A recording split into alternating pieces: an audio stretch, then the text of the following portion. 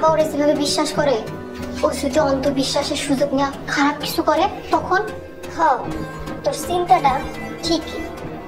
এই সংসারের লেগে সমস্ত চিন্তা তরে করতে হবে। আচ্ছা, দেখি আমি কিছু করতে পারি কিনা। তয় যদি আমি কিছু করতে পারি, তুই আমার কি দিবি? ফুফু, আমি তোমার 10,000 টাকা দিই। 10,000 টাকা? এইটুকু কমে লেখা? ফুফু, তুমি যদি সাহেবরে এই বাড়ি থেকে বাইর করতে পারো, তোমার আমি কত টাকা দিব জানো? কত? 1,00,000 টাকা।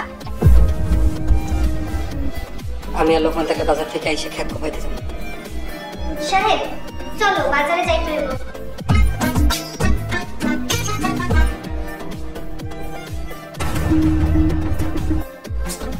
আমি একটা কথা ভাবতেছি, আব্বা যেভাবে ওরে বিশ্বাস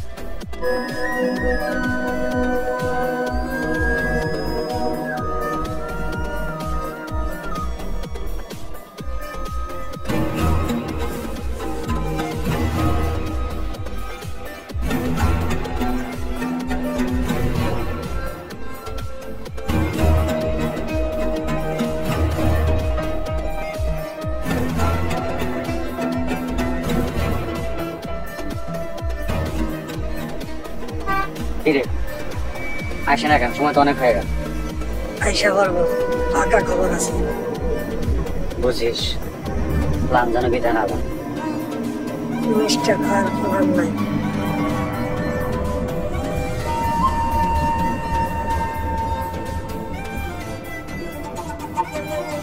ফুফু, তোমার কি মনে হয় সুফিয়া কি পারবে? পারবে, পারবে, টেনশন করিস না তো। আমার সাইডে তো তোমার টেনশন বেশি। আরে ভাইয়া, তোর টেনশন দেখে আমার টেনশন বেড়ে গেছে। দেয় না কেন? আর একটু ধৈর্য দাও, মাত্রই তো গেল।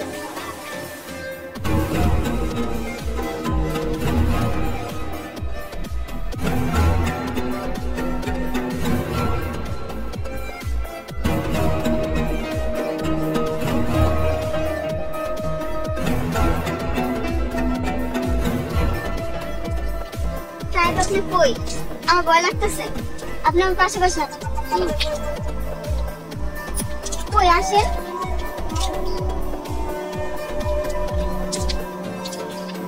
কে কই আসো? বাঁচাও! সাহেব আমার সর্বনাশ করে দিল। কে কই আসো? এই মেয়ে, কে তুমি? আমি আলম চেয়ারম্যানের ভাগ্নি। আর এই লোকটা আমার সর্বনাশ করতে যাইছে। আপনারা না এলে যে কি হইতো? আস্তাগফিরুল্লাহ। কে? এই লোক কে? আলম চেয়ারম্যানের গোলাম, নাম সাহেব। সাহেব? সি সি সি সি, সাহেব তো আমি খুব ভালো জানতাম। সাহেব এই কাম করলো? বোন, তুমি কোনো চিন্তা করো না। এই, আরে ভালো করে ধর, শক্ত করে ধর।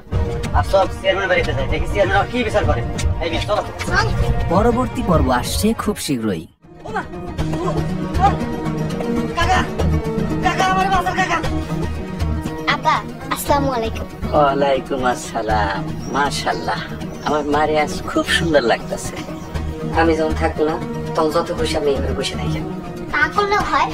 আচ্ছা সাহেব, আমরা কাল কখন যাব?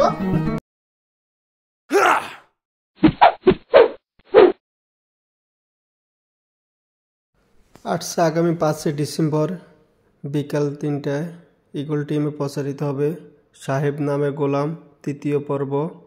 আপনাদেরকে দেখার জন্য অনুরোধ রইল।